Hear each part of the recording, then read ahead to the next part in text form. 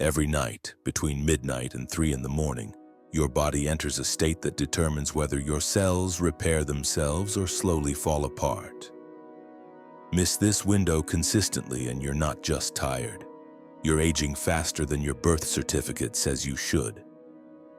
Dr. Jack Kruse, a neurosurgeon who spent years studying the intersection of light, temperature, and human biology, calls this the most important 3 hours in all of human biology.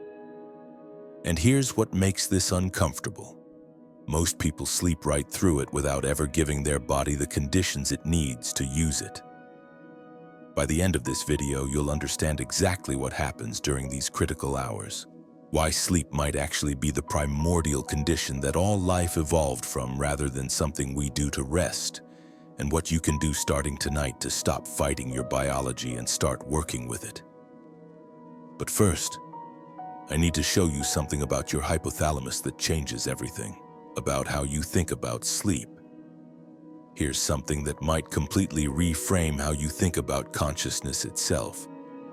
What if sleep isn't something we evolved to do? What if wakefulness is what evolved and sleep is actually our primordial condition? Think about it. At the beginning of life on Earth, organisms were simple. They didn't move, they didn't hunt. They existed in a state closer to what we'd call dormancy. Food came to them through passive diffusion. Energy was scarce, movement was expensive. Evolution's challenge wasn't figuring out how to rest, it was figuring out how to wake up, how to move, how to actively seek nutrients instead of waiting for them to drift by. This theory suggests that sleep and the repair processes that happen during it are so fundamental to life that they came first. Consciousness, activity, wakefulness. These are the add-ons, the upgrades. Sleep is the original operating system, and if that's true, it means we've been thinking about sleep completely backwards. We treat it like downtime, like the pause between productive hours.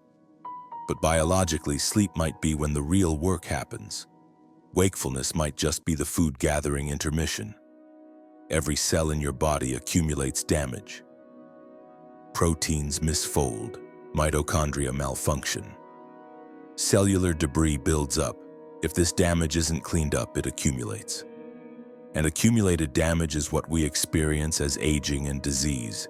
Your body has a solution. It's called autophagy, literally self-eating. During autophagy, your cells identify damaged components, break them down, and recycle them into healthy new parts. Think of it like a maintenance crew that works the night shift. They come in after hours, identify everything that's broken, tear it apart, and rebuild it better. But here's the critical detail. This crew only has a limited window to work. Autophagy happens primarily during deep sleep, specifically during stages 3 and 4 of your sleep cycle, and it's controlled by a cascade of hormones that only release properly under very specific conditions. If you've done everything right during the day, if your circadian signals are aligned, if you haven't eaten too close to bedtime, if you've experienced darkness for several hours, this maintenance crew works at full capacity. You wake up with cells that are literally younger than when you went to sleep. If you violated your circadian biology, if you ate late, if you were staring at screens until midnight, the maintenance crew barely shows up. Damage accumulates. Day after day, year after year, this is how aging accelerates. Here's something you can check on yourself right now. Think about how you feel when you wake up in the morning. Not after coffee, before coffee. In those first few minutes of consciousness, do you feel restored, clear-headed, ready to engage with the day? Or do you feel like you're dragging yourself out of a fog, like sleep didn't quite do its job? That feeling isn't random. It's data. It's your body telling you whether autophagy happened properly, whether the repair process is completed, whether you actually slept or just lay unconscious for several hours without getting the biological benefits. Most people have normalized feeling terrible in the morning. They think that's just how it is. It's not. That's a symptom of broken sleep architecture. Now let me show you exactly what's supposed to happen during those critical hours. Let me walk you through what's supposed to happen in your body as night falls. This is the sequence your biology expects. As the sun sets and light fades, a hormone called vasoactive intestinal peptide, or VIP, begins declining. VIP is highest in the morning and lowest around 6 in the evening. As it drops, your body starts transitioning toward night mode. After sunset, if you're not exposed to artificial light, melatonin begins rising. This is the hormone most people know about. But melatonin isn't just making you sleepy, it's the gatekeeper. It's preparing your brain to receive another hormone that's far more important. That hormone is leptin. Throughout the evening, leptin is released from your fat cells. It rises steadily after dinner. By midnight, leptin should be flooding into your hypothalamus. Here's where it gets critical. When leptin binds to its receptors in the hypothalamus, it triggers the release of prolactin, and prolactin is the key that unlocks everything else. The prolactin surge initiates growth hormone release. Growth hormone activates autophagy. Your body enters its deepest repair state. This entire cascade depends on proper timing. Miss the leptin signal and prolactin doesn't surge. Miss the prolactin surge and growth hormone doesn't release properly. Miss the growth hormone release and autophagy becomes inefficient.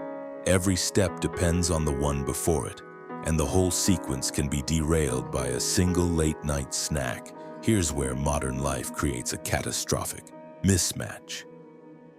The prolactin surge that's supposed to happen around midnight is significantly diminished by artificial light exposure after sunset. This isn't a small effect.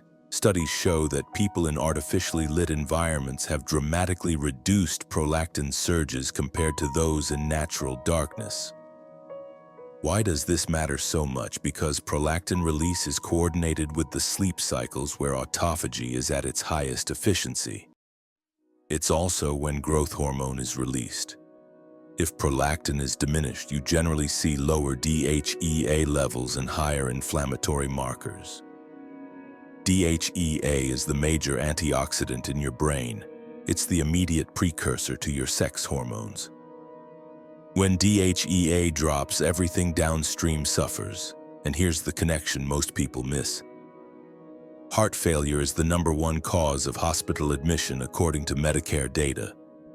The heart has one of the highest densities of mitochondria in your body. Heart failure is at its core a failure of autophagy. The repair processes that should happen during sleep aren't completing. Damage accumulates in cardiac tissue until the organ can no longer function. Sleep isn't rest. Sleep is when your heart rebuilds itself. Every night you don't sleep properly, you're borrowing against your cardiac future. Here's something practical you can implement tonight. If you eat within 3 to 4 hours of sleep, insulin spikes. Elevated insulin blocks leptin from crossing into the brain. Your hypothalamus never gets the signal. The repair cascade never initiates properly. This isn't about calories, it's about timing. You could eat the healthiest meal in the world, but if you eat it at 10 p.m. and go to bed at midnight, you've just sabotaged your autophagy window. The fix is simple. Finish eating at least 4 hours before you plan to sleep. If you go to bed at 11, stop eating by 7. This single change, more than any supplement, more than any sleep hack, will improve your sleep quality. Because you're not fighting your biology anymore. You're working with it. There's another signal your hypothalamus uses to control sleep that almost nobody talks about: temperature. Your body temperature isn't constant. It follows a precise daily curve. Lowest around 4 in the morning, rising through the morning, peaking in late afternoon, dropping through the evening. This temperature rhythm is so fundamental that it affects everything from cognitive performance to immune function. Your brain works differently at different temperatures. Your enzymes have different efficiencies. Even your DNA repair mechanisms are temperature dependent. Here's what's fascinating. The drop in body temperature in the evening is one of the signals that triggers melatonin release. Your body uses falling temperature as confirmation that night has arrived. This is why sleeping in a cool room improves sleep quality. You're giving your hypothalamus an unambiguous signal that it's time to shift into night mode. No confusion, no mixed messages. The ideal bedroom temperature for most people is between 65 and 68 degrees, cooler than most people keep their homes, but this isn't about comfort. It's about giving your biology the environmental cues it evolved to expect. Growth hormone is usually associated with children getting taller, but in adults, it's one of the most important hormones for repair and regeneration. Growth hormone is released in pulsatile fashion during sleep, with the largest release happening between midnight and 3 in the morning. This timing isn't random. It's coordinated with the deepest stages of sleep when autophagy is most active. Here's what growth hormone does during this window. It increases protein synthesis for muscle repair. It mobilizes fat for energy. It stimulates the immune system. It enhances the efficiency of autophagy itself. Athletes who optimize their sleep see dramatic improvements in recovery, not because they're sleeping more hours, but because they're actually accessing the growth hormone window properly. But here's the problem for modern humans. Growth hormone release is suppressed by elevated blood sugar. It's suppressed by artificial light exposure. It's suppressed by eating too close to bedtime. All the things that characterize modern evening life, the late dinners, the screen time, the snacking, they're systematically destroying your access to growth hormone. You could take growth hormone injections and still not get the benefits if your sleep architecture is broken. The hormone needs the right cellular environment to work. That environment only exists during properly structured sleep. I want you to think about what you did last night between 8 p.m. and when you fell asleep. Did you watch TV? Scroll your phone? Work on your laptop? Every one of those activities sends a signal to your hypothalamus. And the signal is, it's still daytime. Summer is still here. Don't switch to repair mode yet. Your body can't tell the difference between the sun and your iPhone screen. It just registers light. And when it registers light after sunset, it suppresses melatonin, delays the leptin surge, and shortens your autophagy window. This isn't about being perfect, it's about understanding the trade-off. Every hour of artificial light after sunset is an hour stolen from your repair window. You get to decide if that trade is worth it, but at least now you know you're making it. Your immune system runs on a circadian schedule too. During the day, certain immune cells are more active. At night, others take over. There's a protein called toll-like receptor 9 that fluctuates throughout the day, peaking and dipping on a precise schedule. Researchers found that when mice were exposed to bacteria at the low point of this receptor's activity, they developed severe sepsis and died quickly. When exposed at the peak, they fought off the infection easily. The same pattern shows up in vaccination studies. Vaccines, given at the circadian peak of immune activity, produce stronger, longer-lasting immunity than vaccines given at the wrong time. Now think about what chronic sleep disruption does. Your immune system never knows what time it is. These protective proteins never peak properly. Your inflammatory baseline rises because your body is constantly in a state of confusion. This is why shift workers have higher rates of cancer, heart disease, and metabolic disorders. It's not just sleep deprivation, it's circadian destruction. And here's the connection most people miss. Inflammation blocks leptin from entering the brain. Leptin resistance worsens circadian function. Worse circadian function increases inflammation. It's a spiral that feeds itself. Sleep isn't separate from immunity. Sleep is when your immune system resets and prepares for the next day's battles. Here's something that should concern every parent. Epigenetic changes, the modifications to how genes are expressed, can be passed down to future generations. What this means is that the metabolic damage we're doing to ourselves through poor sleep isn't just affecting us, It's affecting our children and grandchildren before they're even born. Each generation is starting from a more compromised baseline. The damage is cumulative across generations. This would explain why we're seeing diseases of aging in children, type 2 diabetes in teenagers, heart disease in people in their 20s. Conditions that used to take decades to develop are now appearing in years. It's not that kids today are lazier or have less willpower, it's that they're starting from a more compromised epigenetic baseline, and they're being raised in environments that further disrupt their circadian biology. Screens from infancy, artificial light around the clock, eating schedules that have nothing to do with the sun. The sleep crisis isn't just a personal health issue, it's a generational health issue, and if we don't break the cycle, each generation will be sicker than the last. Here's how you can actually measure whether your sleep is working. DHEA is a hormone that correlates directly with sleep quality. When autophagy is efficient, DHEA levels are healthy. When sleep is broken, DHEA drops. You can test your DHEA levels with a simple blood test. If your DHEA is low for your age, it's a strong signal that your sleep architecture is compromised. Your repair processes aren't completing. The other marker to watch is IL-6, an inflammatory cytokine. High IL-6 with low DHEA is the signature of broken sleep. It means you're accumulating damage faster than you're repairing it. These aren't exotic tests. Any doctor can order them, and they give you objective data about whether your sleep is actually doing its job. So what do you actually do with this information? First, respect the light cycle. After sunset, dim your lights. Use warm-tone bulbs. Avoid screens for at least an hour before bed, or use blue light blocking glasses if you must use them.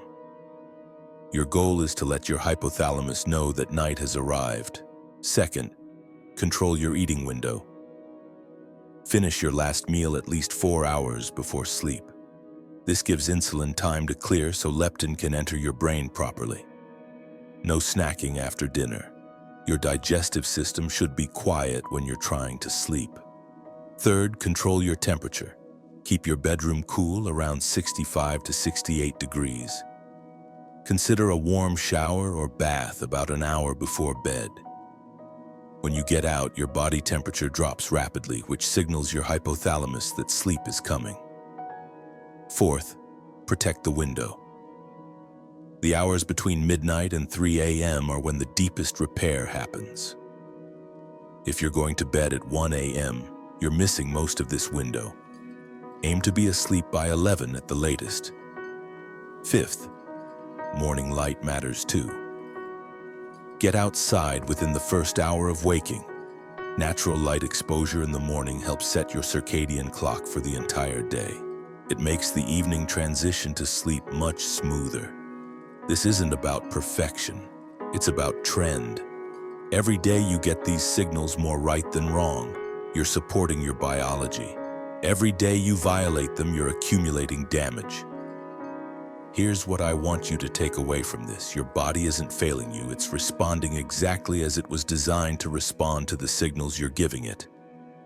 When you can't sleep, that's not a melatonin deficiency, it's a circadian signal that something is wrong. When you wake up exhausted, that's not normal aging. It's likely impaired autophagy caused by disrupted sleep architecture. When you feel older than your years, that's not random. It's your body telling you that the repair processes aren't completing. The good news is that sleep biology is remarkably responsive. Start giving your body the right signals and it starts responding within days. Not months, days. You don't need expensive supplements or complicated protocols. You need darkness after sunset. You need to stop eating before bed. You need a cool room. You need to protect the midnight to 3 a.m. window. Sleep isn't a luxury. It's not downtime. It's when your body does the work that keeps you alive and healthy. Treat it accordingly. So here's what I want you to do. Tonight, try one thing. Just one. Maybe it's dimming the lights after sunset. Maybe it's putting your phone away an hour before bed. Maybe it's finishing dinner earlier than usual. Pay attention to how you feel tomorrow morning, not after coffee, before coffee. Notice if anything is different. These small changes compound.